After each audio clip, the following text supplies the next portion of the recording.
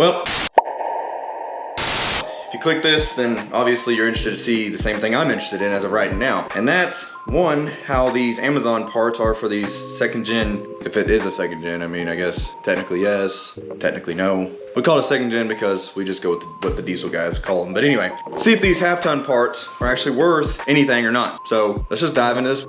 All right, here we go. What do we got? Move coffee. All right, so as soon as we open up our Amazon gift box, which I'll put the link to exactly which one I ordered in the description. Looks like we got some tie rods. Not bad. They're not just flopping around, so that's good out the gate. I was kind of concerned, like with this being as cheap as it was, that they're just gonna come out kind of flopping around. Flippity flop! Ooh, N-link. What else we got in here? It came with ball joints, which actually don't look too bad. Okay, should be the other side of the N-link. Yep, nice. Okay, what else? Another ball joint. So we got 2 ball joints. Looks like those might be the lowers. These are probably the uppers. So we got 3 ball joints. Nice, so far so good. Everything that we're needing is in here. Other N-link. This is great. This looks like a Pitman arm or idler arm. I don't know if I'm gonna get to that today, if I'm being honest, guys. This is, I think this is the idler arm. Correct me in the comments if I'm wrong. I'm not a freaking master mechanic. Another N-link. We got 2 of those. Should be a last ball joint here. Ooh, nice. All right, and last we got the connection pieces, the all thread with the clamps for the tie rods. And that should be both. Make sure everything's in there. It is. So far, everything that we have ordered that we need to do the front end is in here. So now let me put all the stuff back and then we'll open up what this other box is. And onto this box. Of course, I covered my stuff up because you guys are nosy. Then again, if I'm being honest, I'm really not that hard to find. But let me get this box open. Good night. My little Milwaukee knife, that blade needs to be sharpened. Or Milwaukee, if you end up seeing this somehow, some crazy way, send me a new one, that'd be sick. Love your product. All right, I'm just gonna take one out for now because, oh my gosh, my circle cup is falling over. Probably because I'm in a freaking apartment doing this. Oh, that's upside down, sick. All right, so I ordered the TRQs off of Amazon. Let me open that up. Let me see, we got a pair. Stop, important installation note, we'll get to that later. All right, so I'm not gonna lie to you guys because I'm running 35s on this 2-wheel drive truck. Don't ask me why, because I like to be cool, I guess, I don't know. It's going down a tire size, but these will be the 3rd set of hub bearings I've gone through. So far, so good. Everything looks good. Everything looks to be what I ordered. I am gonna go ahead and open the second box, actually, just to confirm that it looks the same and that it's not a freaking, you know, like a Chevrolet one or something wild, you know, six stud or nothing crazy. All right, looks to be 5. 1, 2, 3, 4, 5. All right. Sorry, that was, I guess the plastic was throwing me off. That freaking stud looked off for some reason. Okay, so everything is there. Everything looks to be good. Hub bearings ready to go. Front end parts ready to go. I don't know if I've said this or not, but I will be doing this in a driveway today. So shout out to the guys who are broke boys like me. Oh, there we go. Okay. So anyway, with all that being said, everything looks to be good. Close the knife for safety. There we go, back in the pocket. And I will see you guys with these parts at the truck. All right, don't mind the David Koresh safety glasses. I found these helping the father-in-law a couple weekends ago. But we're in the driveway today, over here in North City. Here's the patches. I got the front end jacked up, working in the driveway today. Don't ask questions. And this right here is what we're doing. I don't know if y'all can actually see how much wobble is on this thing, but it's all there, and the side to side. That's why we got new hub bearings and front end components. I was actually shocked to see that this one didn't have as much movement, and I thought I felt the grinding coming from this side, but the side to side, it's there. So let's get to ripping the wheels off and go from there. I got 3 points of contact, already jacked the truck up. Got jack stands underneath here. It is on soft ground, so we're gonna keep the pump jack underneath the front and hope for the best. Pray the good Lord above that this goes successfully. So I guess time lapse taking the tires off. Just kidding. Well, boys and girls, for right this minute, this project has just come to a screeching halt. And I'm gonna tell you why. Turn the light on, I'm gonna show you guys what I found here. Right here, let me find a little pointer stick. Right here, there's a crack that runs up top. You can't really see it because of the rust and grime, but right here, hope you guys can see that. This thing is broken.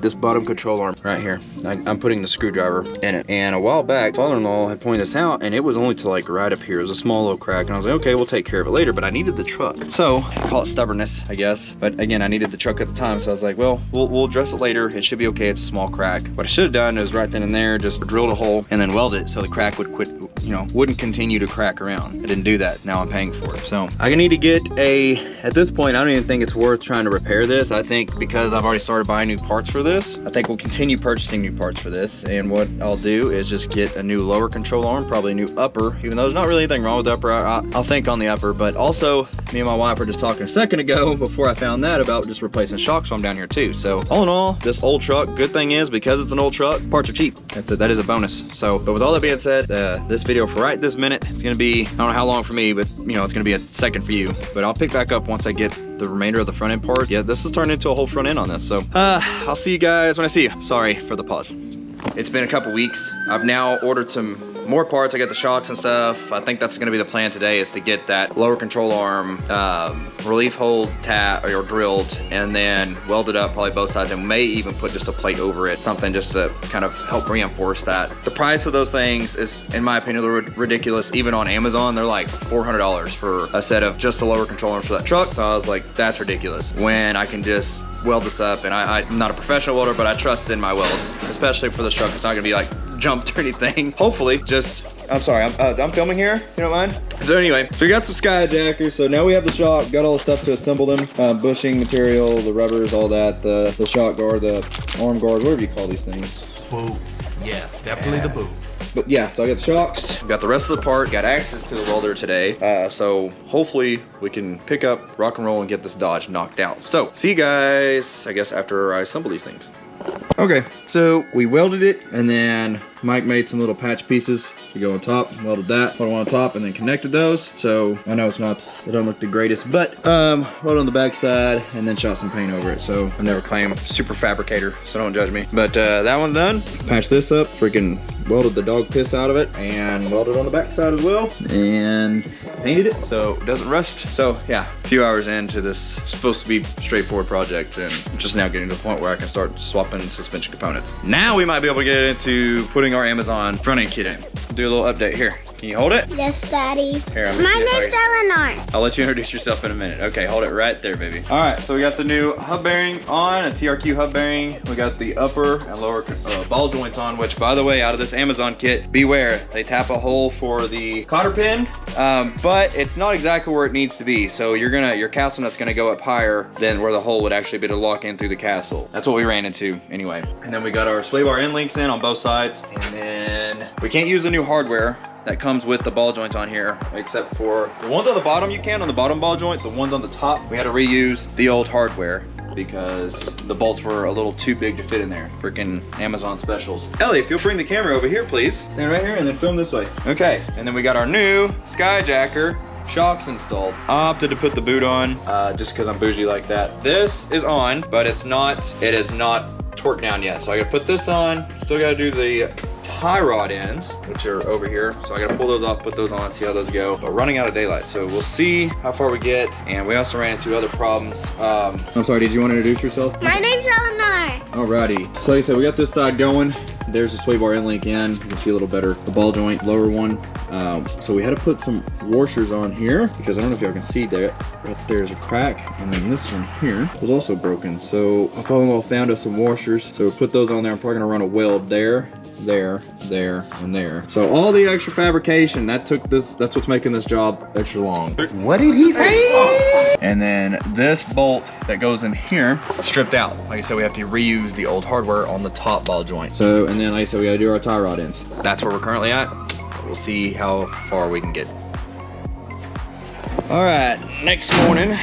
Surprised how it actually worked. So where we left off yesterday, we got the front end all done except for, I don't want marking all there. All done except for these two pieces here, the pitman arm and the idler arm. And that's just because one, the rubber on the idler arm looked to be fine, and then the steering box is leaking like really bad. So that's gonna be another job, and I figured I'd just do that when I'll do the pitman arm when I do the gearbox, the steering gearbox it is. But how we did the tie rod ends is, obviously you can see how bad the gearbox side is leaking, that one compared to that one. And we just took our measurement from center there to center there. And on this particular truck, it came out to like 16.5. So we got the measurement to to match that, and then installed those. So we'll see how it does.